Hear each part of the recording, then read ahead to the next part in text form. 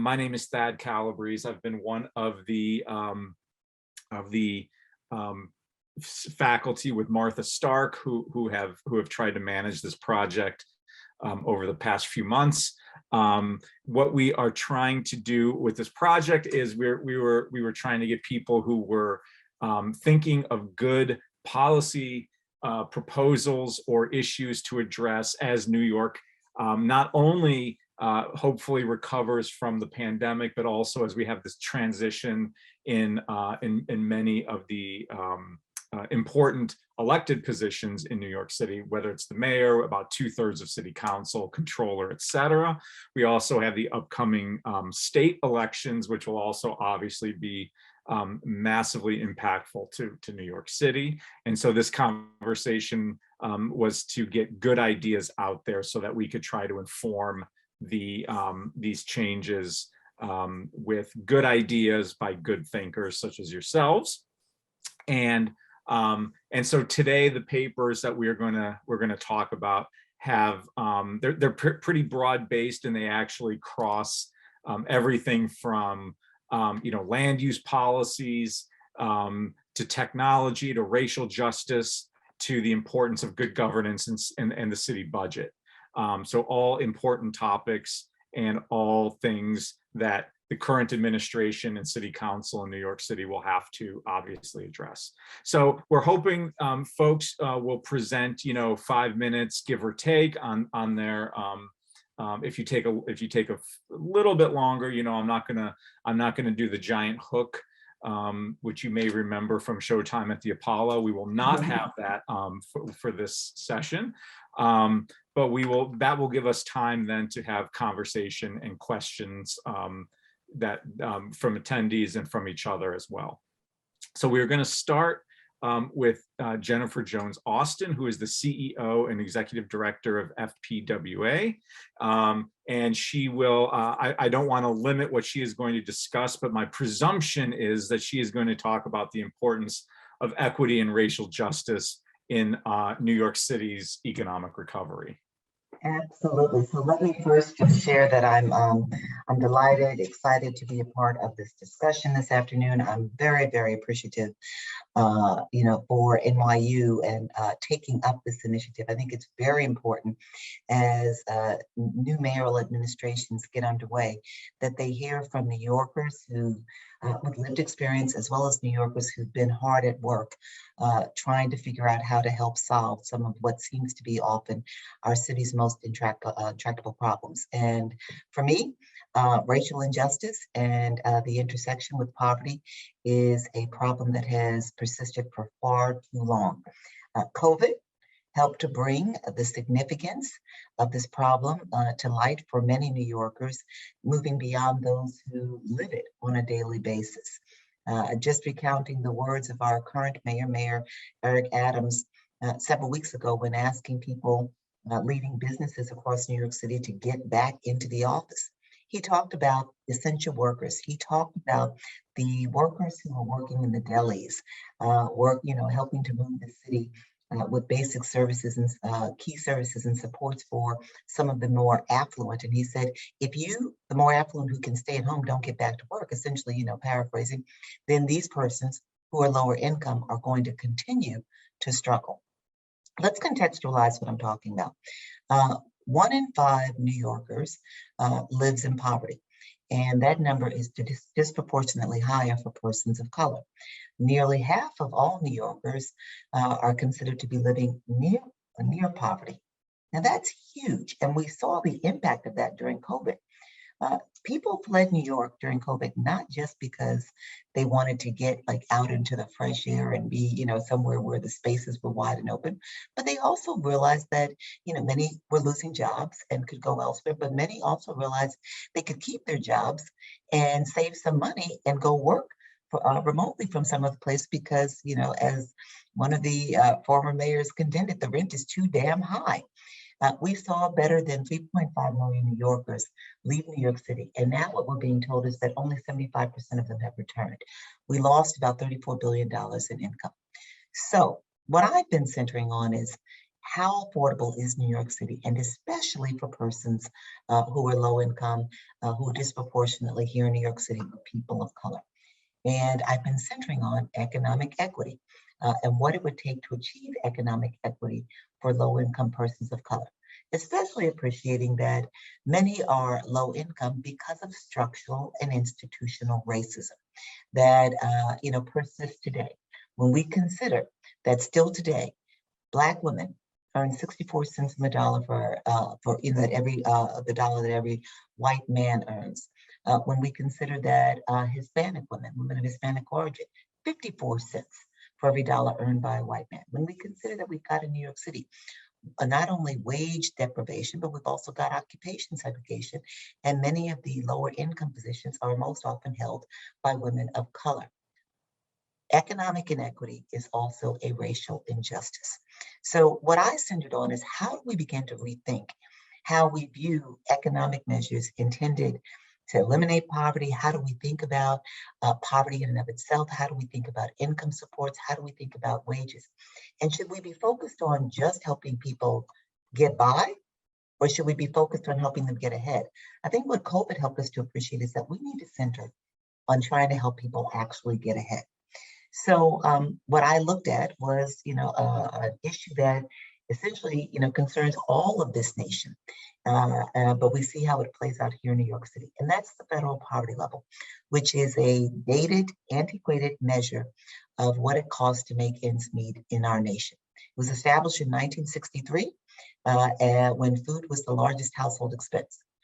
And it's used today to help set wages. It's also used to help set social safety net programs, including SNAP, Medicaid, childcare.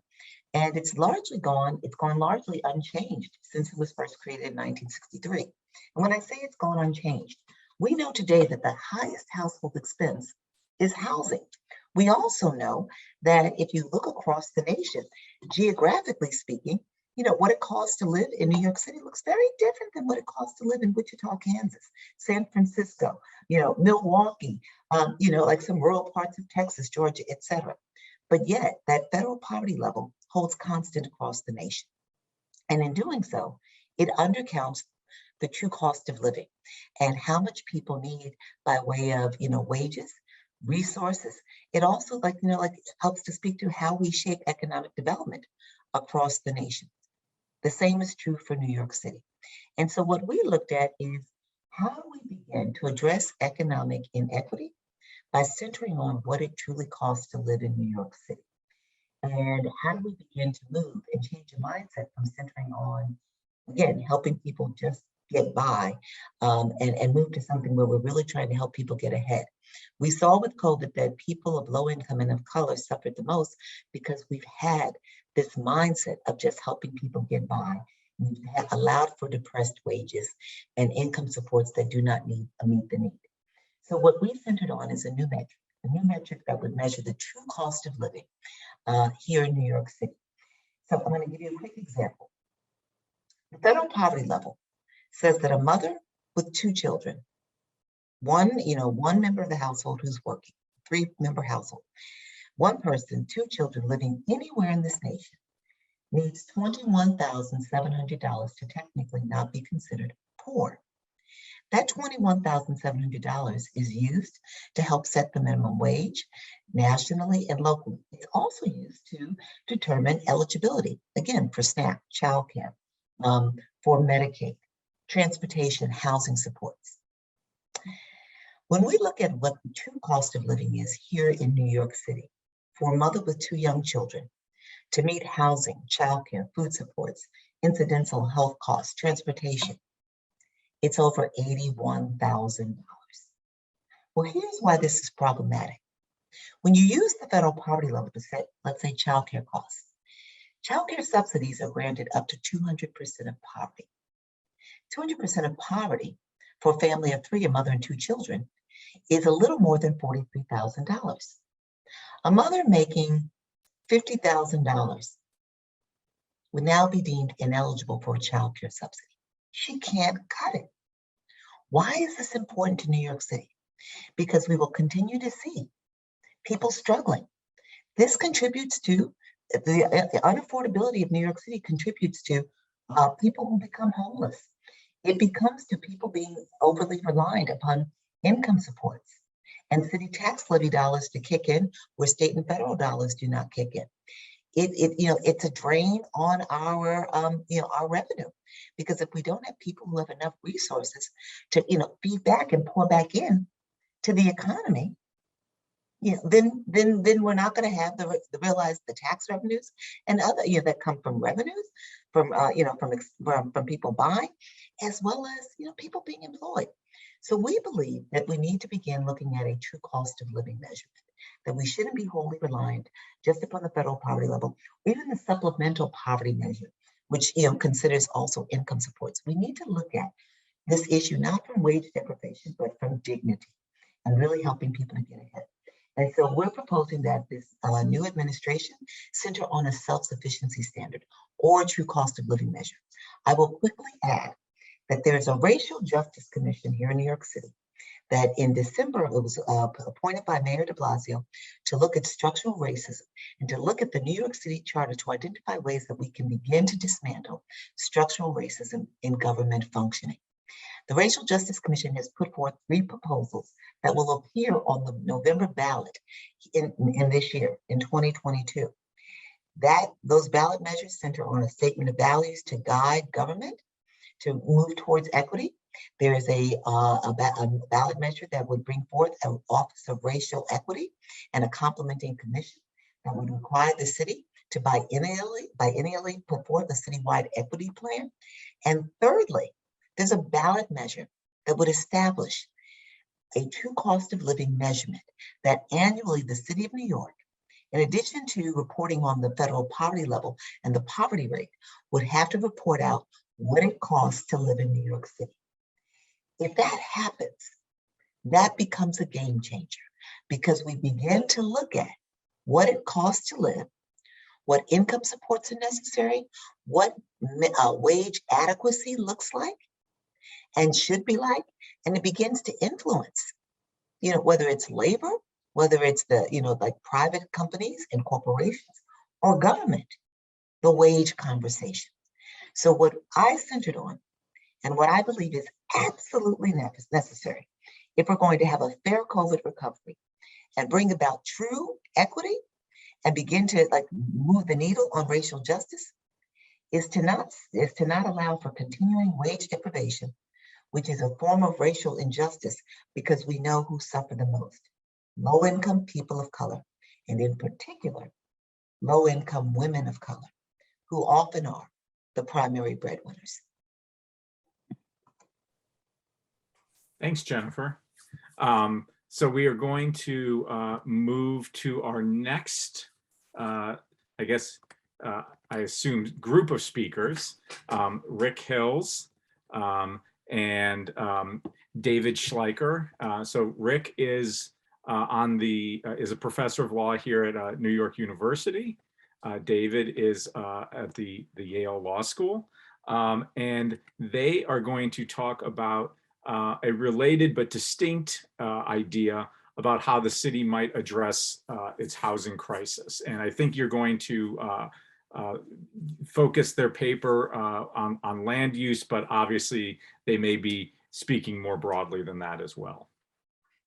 Thank you so much for having us. You guys just talk about housing policy. And one of the funny things about housing policy among economic policy experts is that for most debates about economic policy, their expert community is extremely divided. But on questions of housing policy and land use, economists largely agree with one another about both the problem that places like New York City face and the proper policy solution. And the question really is about how to get from here to there. So what's the problem? As Jennifer noted, the rent is too damn high. New York City has had a relatively very low housing growth relative to population for more than a generation, or maybe even more than that. There's been high demand to live here, both driven by employment and increased amenities. Where there's high demand and low supply, prices go up. And as a result, the cost of housing has gone up very dramatically. But I don't need to tell any of you that the cost of an apartment in New York City is very high. Further, this is a real problem. both at the city and region-wide level, limits on housing growth in places like New York City have big economic impacts. Economists like Enrico Moretti and others have shown that limits in just 3 or 4 metropolitan areas have deprived the economy of roughly about 10% of GDP. That's an enormous number. I mean, there's some debates about the measurement there, but the idea is that land use controls, which we'll get to the cause in a second, have policies that limit housing growth have meant that people can't move to city places where they could earn the most money and be most productive. And this has deprived the world of a Canada. That's the size of the effect that these things show. That's like 10% of the US economy. It's a huge thing. Similarly, there's huge agreements about why. Why, if there's huge demand for housing, is there not more housing? When there's huge demand for hot dogs, someone comes up with a way to make hot dogs. Why is that not true in the housing market? Well, the answer is the city doesn't allow it. This is true at the state level, it's true at different places in the thing, but it's largely a product of local policy, local land use controls, which we include zoning, but also building code, historic preservation, and other things limit the ability of the market to produce housing, resulting in a high cost of housing for all New Yorkers across all income bands. This is, again, largely local policy choices. The city has within its command the ability to change its land use controls across many, although not all dimensions. There are some state policy problems that we could talk about if you're all interested, but this is something the city can do. And the question is, like, why hasn't it? Well, and more, or maybe another way of thinking about this is, what could Mayor Adams do if he wanted to solve this problem? Well, before we get there, it's important to note that Mayor Adams' predecessors put him in an awful spot. So Mayor Bloomberg, who did who during the early parts of this mid parts of this huge rise in demand, did a huge number of rezonings to reduce housing limits on construction in some small commercial areas, also presided over a huge number of downzonings as part of a political trade in many, many neighborhoods. Downtown Brooklyn was upzoned to allow for more growth, but the neighborhoods near it in South Brooklyn were downzoned, which limited incremental housing growth in these areas. The result is that most of New York is somewhat frozen in amber by regulations. There's not a lot of space under current zoning to allow new housing growth. Mayor de Blasio didn't solve this problem. Although politically committed, openly committed to housing growth, again, of all types of housing, did not achieve many rezonings. And further, his signature land use policy, mandatory inclusionary zoning, which was quite laudable in many ways, has mostly not achieved its ends. The idea behind mandatory inclusionary zoning was twofold. One was they would produce affordable housing, that people who were allowed to build taller would be required to build a certain number of rent-restricted units. And this was supposed to A, produce affordable housing, and B, convince neighborhoods to allow rezonings. It didn't really do very much of either one of these things, and had the effect of not getting rezonings passed, but also of where there are rezonings outside of the Manhattan core and downtown Brooklyn, even at current prices, the level of inclusionary zoning requirement is such that it's very hard to build new units without large city subsidies, as Eric Kober has shown. Further, neither one solved the city's political problems around land use. New York City, like many jurisdictions, has hyper-empowered local groups who are unhappy about new housing growth and new development generally. Many of these groups are concerned about effects on local amenities. That is to say, they think new development will decrease local prices. Other groups are concerned that new development will create gentrification, that is to say, it will increase local prices. These are obviously inconsistent with one another, but both serve as reasons to oppose changes in any one given area. Land use changes are generally made in specific neighborhoods, and both have served as arguments against new housing growth. Further, these local opposition to new housing growth has been hyper-empowered by the legal and political system in New York. The city council has to vote on rezonings, and the system of councilmanic prerogative allows each individual council member to decide on rezonings in their neighborhood, which has the effect of hyper-empowering local groups. Similarly, our legal system around just the well-known Euler process, well known. It's not with like Taylor Swift well known, but kind of well known, at least well known among people listening here. Creates a set of things that empower local groups who are have opposition to new housing growth. So, given that the odds are stacked against him, what could Mayor Adams do? And so Rick and I suggest three political legal strategies to attempt to solve, to get to a policy that is closer to what economists and other policy experts think they should. So the three we suggest in our piece, I'm going to do them a little out of the order we did this. The first one is what we call the spread offense. The city could, rather than recognizing zoning changes in any one given neighborhood, we're going to rezone the Upper East Side, we're going to rezone Bushwick or whatever. Instead, they could propose changes that happen at the citywide level. This would have two benefits. Zoning for quality and affordability, for instance, had this effect during the last administration, but you can imagine a variety of citywide changes. This would have two effects. One is it would empower groups that might be interested in more housing. So individual employers who don't care about any one given rezoning may care about housing supply at the citywide level. Similarly, with municipal unions, might care about overall housing growth, whereas an individual rezoning is too small for them to care much about. Further, it would disempower neighborhood opposition who are hyper empowered by the localism that's created by this individual zoning change, but might, in the face of a broader change, might be relatively have less authority. A second strategy is the opposite of this, which is Mayor Adams could attempt to beat up the biggest bully. So if neighborhood groups are the big problem, one political solution to addressing them is to attempt to defeat them. This is largely the tack the de Blasio administration took at the end of its administration in the Soho NoHo rezoning. Greenwich Village Historic Preservation Society and the variety of Greenwich Village groups are like the toughest neighborhood opposition group to deal with, and the rezoning was an effort to kind of fight them on their turf. And that's a different way of approaching the housing crisis. The final one, and this is one that's keyed into Rick and I's research, is what we call phone a friend.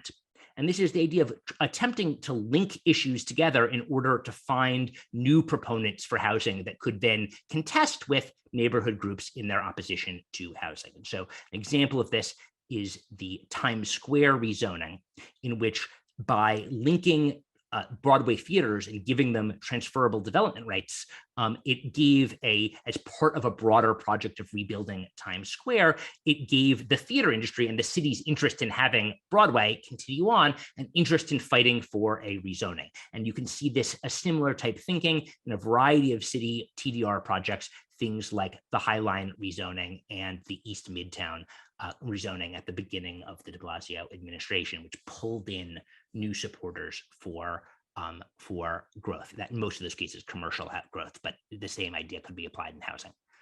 Regardless, Mayor Adams faces a set of extraordinary challenges in attempting to achieve this. This city is built not to grow. The political system of this city has been built for 30 or 40 years around an opposition to housing growth. Even if the economy does worse, even if we see increased work from home, the amount of shortfall of housing growth is so large that the city will need to allow for new growth. I wish him well.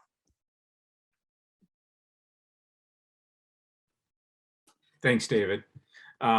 We are now going to move into discussing fiscal and managerial priorities of the new administration with Anna Champeny, who is the Deputy Research Director at the Citizens Budget Commission, a nonprofit, nonpartisan think tank and watchdog for New York City and New York State. Her area of focus is municipal finance, in the city's budget, and she's been the organization's Director of City Studies for 5 years. I've had the pleasure of working with Anna on several projects, so I'm looking forward to hearing her discuss budget priorities of the new administration. Thank you, Anna. Okay, thank you, Thad. It's a pleasure to be here with this distinguished group. So the paper that I co-wrote with CBC's president, Andrew Ryan, really looks at sort of the city's fiscal and managerial priorities. We also have some policy priorities that I will spend less time on. So New York City is still very early in the recovery. The city still has 300,000 jobs to regain to reach pre-pandemic levels. Unemployment is still nearly 8%, thousands of businesses closed, and there are far fewer commuters and tourists in the city these days. But nonetheless, we see the Omicron wave is abating, restrictions are being loosened, and the city continues to face many challenges, some of which are the perception and reality of public safety, cleanliness, housing affordability, as we just heard about, and many more. And so our take is that the city really needs to focus on getting the basics right.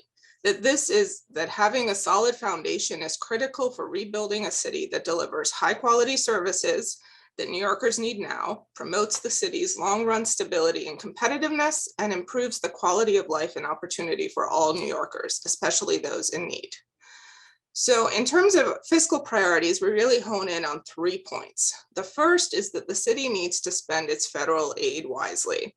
There was an infusion of federal aid in total exceeding $26 billion. That includes reimbursements from the Federal Emergency Management Agency, as well as nearly $6 billion from the American Rescue Plan and $7 billion in education aid. So we're talking incredible amounts of money that have flowed to the city. And this is an opportunity to restructure spending to be more sustainable and to address the hardships of the pandemic with temporary targeted programs. And I say temporary because these are not recurring funds. And us budget folks really don't like to fund recurring programs with non-recurring revenues.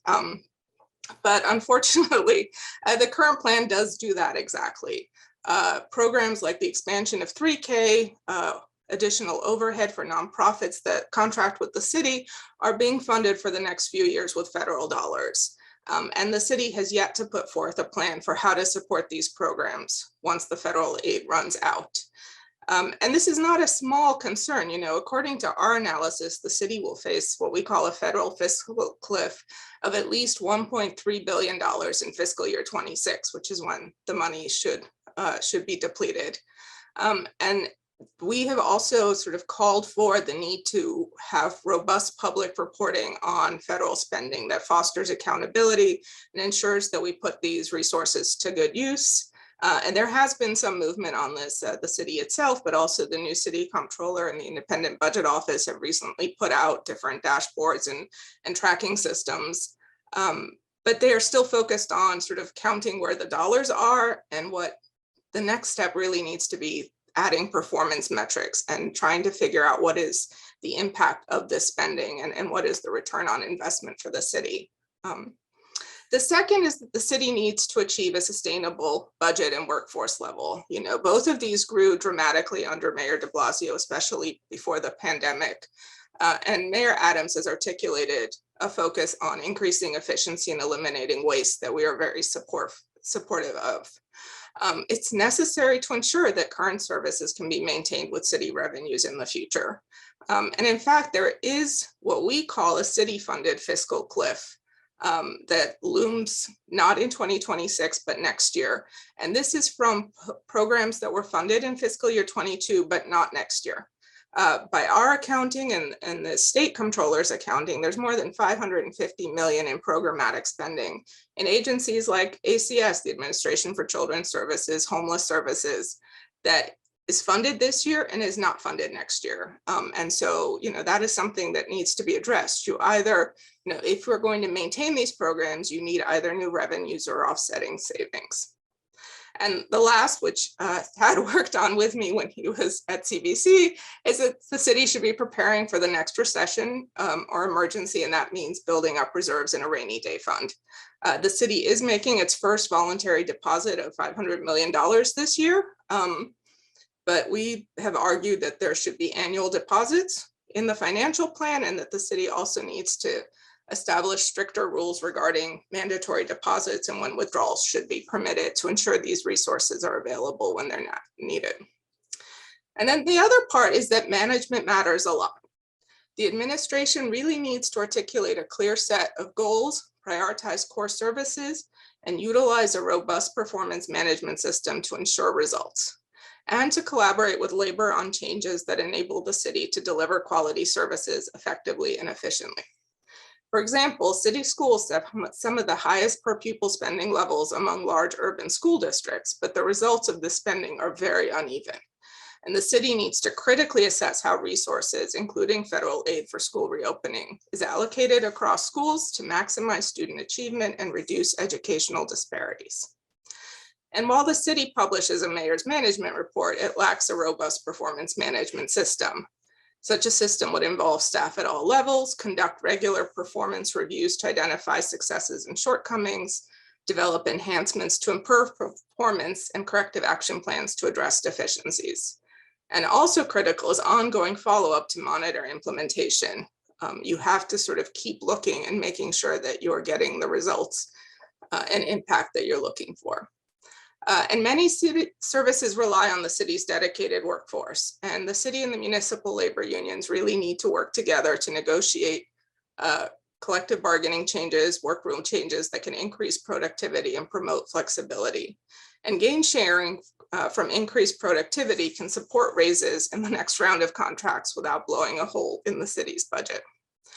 And we do also identify some key policy areas. One is reducing constraints to housing production, which we've already heard about, supporting the New York City Housing Authority's plans to address capital and operating needs, especially the Housing Preservation Trust, and my favorite, reforming the city's inequitable and opaque property tax system.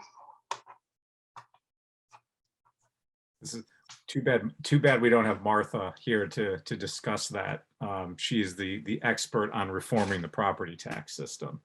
That would probably help deal with some of the inequities that Jennifer talked about, would probably help some of the issues David talked about with housing development, would deal with structural issues that Anna just talked about, and would be able to fund some of what Neil is going to talk about here, which is the use of data and technology to improve city performance. So Neil Kleiman is a professor with a joint appointment at the Wagner School and the Center for Urban Science and Progress. He is also the research director of the Mayor's Smart Cities Institute, which is a joint project with Wagner and the U.S. Conference of Mayors. Neil, thank you. All right, so let me start by just talking about data and technology generally, because I think this is one of those areas that people feel as though they know it, but it's really kind of different when you think about it within a municipal government context. And the way to think about it is with those kind of like initial ideas that we have of it as an industry, which is that this is a very new industry. It's a very innovative industry. There are no rules, right? We see this every day. There are no rules about what's on social media, what isn't on social media, how we're tracking people, who our ads and our eyeball views are sold to, and all that. That is true within municipal government as well. So it's also a very disorganized industry. We're seeing this play out in terms of what's going on in the Ukraine and the misinformation campaigns with Russia, where federal and national governments are trying to coordinate the tech companies and you cannot coordinate them. This is all in direct contrast to other industries like the banking industry that's been around for hundreds of years. And whatever you think of the banking industry, they get together and work together when it comes to government policy, as does the real estate industry that we know all too well in New York City. REBNY is very well organized. So you have this very disorganized industry, data and tech, but it's probably the most important industry, the important service area for New York City to pay attention to, because it's not an isolated area like police, like education, like housing. It's a context. It's the service that undergirds all the others. And here in New York City, we have seen splendid innovation with data and technology. We have not seen coordination, and we have not seen anything close to taking full advantage of ways in which data and technology can address our most critical issues. And that was the focus of the paper that I put together. And we do need to focus on this because data and technology is not a nice to have. It is the fundamental building block, right? We've been talking about this through the pandemic. It's critical infrastructure for receiving services, food, and critical help when people are in need. So we must make sense of it. And here in New York, we're lucky that we have had some innovation at the agency level. Some incredible things have been happening at the Department of Sanitation. We are, for better or worse, known as the ones that created CompStat in the criminal justice system. And CompStat, to its credit, has evolved into something called CityStat and is now informing local governments around the country in such a way that they have a much better handle on services, and in a lot of ways are using things like CityStat to boost equity and the improvements within services. So there is innovation happening in isolated ways. And we also have an incredibly rich, I would argue the richest data and tech environment of any city in the country. So we saw the applied sciences competition in New York City, which led to us building a world-class engineering campus, Cornell Technion at Roosevelt Island. And also the Center for Urban Science and Progress here at New York University was a part of that applied sciences competition, which has done so much to boost engineering and data and tech smarts in the city. We also have Beta NYC, one of the greatest local civic tech organizations anywhere. And we also have Civic Hall, which is building a gleaming new office tower on Union Square. It's one of the first ones in decades in Union Square that will be dedicated to supporting the local tech industry and providing job training for all New Yorkers, particularly New Yorkers struggling to find reemployment. So there are all these rich resources out there. But within local government, it's been pretty messy. So just in the last 10 years, we've created at least 7 different offices and officers. We created a chief digital officer, a chief analytics officer, a chief privacy officer, a chief technology officer. We have the New York City Cyber Command. I'm leaving 3 or 4 off the list, and I'm not even talking about Do It. Do It, which is our Department of Information and Technology, is supposedly the data and tech agency, although it has nothing to do with those other offices. And Do It itself has grown 6-fold in just the last 10 years. And all of these different agencies and programs have, over the last couple of administrations, reported to different people, to different deputy mayors, to different agency commissioners or no agency commissioners. So it's been pretty messy. And so the main recommendations that I had in the paper were that we need to get a handle on this. We need to have a plan, a bit of a roadmap that at least guides us in terms of the directions we want to take. We need data and tech leaders within local government that have authority. And although this is sometimes a dirty word, we need more centralization, at least to the degree of understanding what data and technology looks like amongst the disparate agencies. And we need more visibility, meaning this service needs to report directly to a deputy mayor or to the mayor himself.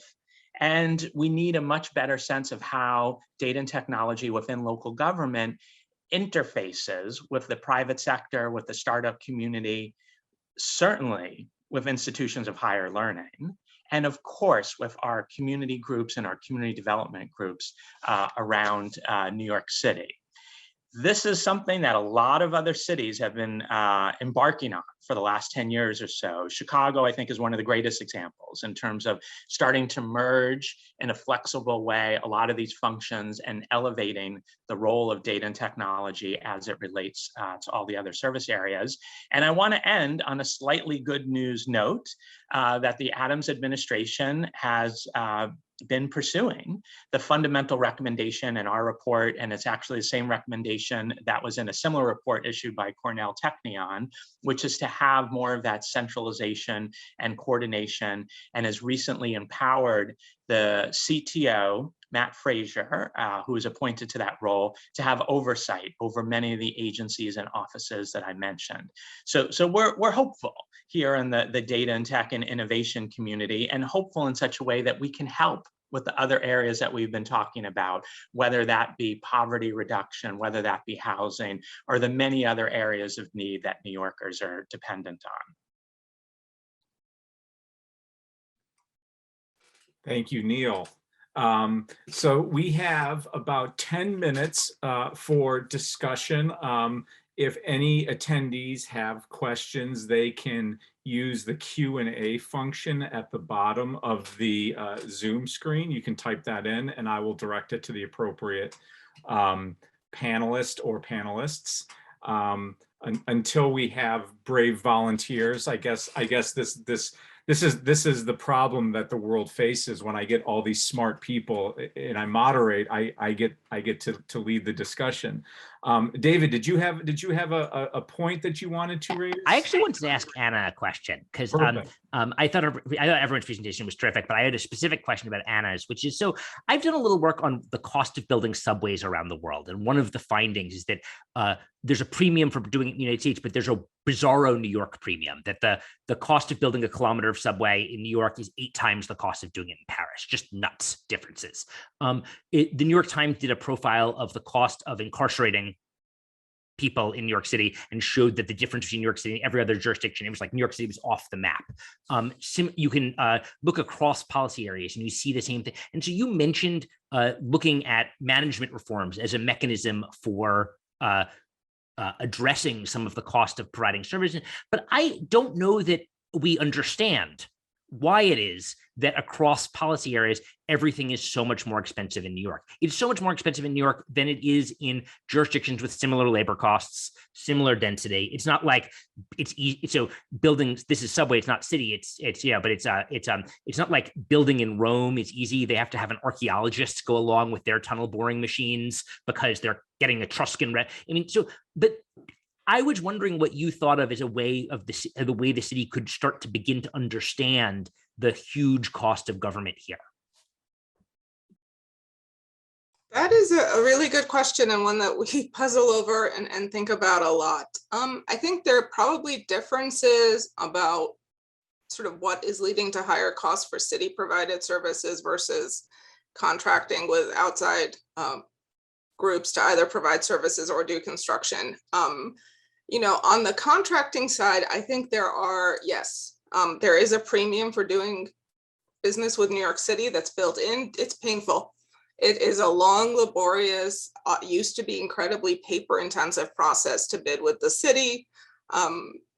And I think we have a bunch of reforms in that regard that, this is, I will say, something that Mayor Adams and Comptroller Lander started to look at with nonprofits, because especially with nonprofits, they often start providing services before their contract is registered. They then have to foot the bill until the city gets it paid. The city is known for paying late, so everyone builds that cost into it. So they're really focusing in on a set of recommendations to track that, to provide sort of some sunlight, to look at where the sort of choke points are in the process, and to think about how to speed that up to try to make the system less frustrating. I think, that comes out if you look at closed bids for the city, just your RFPs, the average is 3 bidders. And that's come down over time. And so, the city is just not in the best position to do well when it's going in contracting. It's also competing. On the construction side, I think a lot of it can be competition with the private sector, probably not for tunnel boring machines, because I know there are not many, but if you're looking at sort of more general construction and the cost of constructing libraries or bathrooms, it's astounding. Some of that is probably solvable by having a standard design for a comfort station and just doing the same one. Like, not every park needs its own special bathroom design. Within city government, labor costs, especially not just salaries, but more so the pension and fringe benefit costs in New York City are far greater than they are even in many of these other jurisdictions. And so that does sometimes contribute to the cost of providing services, and everything has to be collectively bargained. And that's why we think that's one of the important pieces. The city has significantly more uniformed officers at the Department of Correction than any other place, and that drives up the cost. But there are a lot of different pieces that you would need to work out, both with the union and state regulations, to change that. It's interesting. So to Jennifer's point, when she was talking about low wage workers and the prominence of, certain communities in those positions. It's when I used to work with organizations that had contracts with the city, especially in child welfare, many of the employees were, people of color, women, and there definitely seems to be a willingness to try to hold those contracts to certain levels and to give inadequate overhead. I mean, Anna, you mentioned that we're using federal one-time money to enhance indirect rates, which is actually, I would agree, for as budget stingy as I have a reputation for, that is absolutely that's an area that we need to improve on. And it affects certain workers more than others. So we've found an area to squeeze. It happens to be low income workers who have contracts with the city. But then, to Neil's point, we've got a ton of agencies, and we also have a lot, and Neil didn't touch on this because he might be too nice. We also have lots of contracts with outside vendors for IT where we don't squeeze the cost so much. And so we have priorities that don't always align with the outcomes that we want. Well, if I may just jump in here and share two things. The first is that we do have to appreciate that the indirect rate negotiations were completed prior to COVID. And at the time that they were completed, and I was, just frankly, I was at the center of them. Yep. There was an agreement on the part of the mayor, Mayor Bill de Blasio, and Speaker Corey Johnson to pay the actual rate. This was prior to COVID and our revenues falling. Of course, that indirect rate was going to be paid with city tax levy. So we actually had in some ways, we feel for the moment, I appreciate the points that are being made about the funding of this rate with federal dollars that are going to go away. But essentially, had we not had those federal dollars, the city was finding that the place where it would go and get where it would find city tax levy was by pulling back on the indirect rate. Had a situation with childcare parity where we saw, with the expansion of full-day universal pre-kindergarten, building on your point, that the city was willing to pay DOE workers providing 4-year-old pre-kindergarten at standard teacher salaries negotiated with the UFT. But yet the childcare workers working in the nonprofit organizations were just, SOL, right? And we had to go in there and minimum wage, maybe. At minimum wage. And FPWA, the organization that I lead, conducted a study back in 2014, finding that Black and brown women working in the human services organizations were disproportionately disadvantaged. 25% of the workforce was making less than $12 an hour. I'm sorry, 40%, 25% making less than $12 an hour. I'm saying it wrong. 25% making less than $9 an hour. 40% making less than $12 an hour. Disproportionately women of color. And the city government was well aware of that. And so again, this is why I come back to the importance of, looking at the true cost. And, then you set a prevailing wage accordingly. But even setting minimum wage without taking into account cost of living, that you are continually marginalizing certain communities. Yes, thank you. And I think what I heard from various presentations and discussions today was very interesting, and I'm not sure I'd always connected the dots.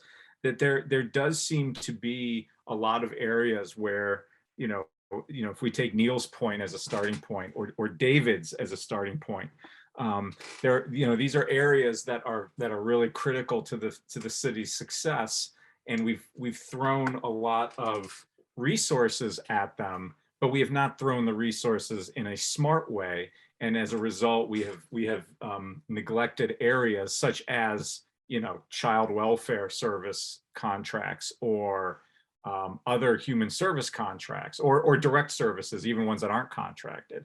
You know, to David's point, you know, the cost of construction in New York is notoriously high.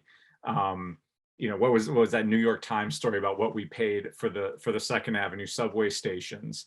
And, you know, you compare it to Paris. It's not as if Paris has weak labor unions. You know, it's not just a story about labor unions driving up the cost. There's something else there, as David said. So there does seem to be the importance of governance.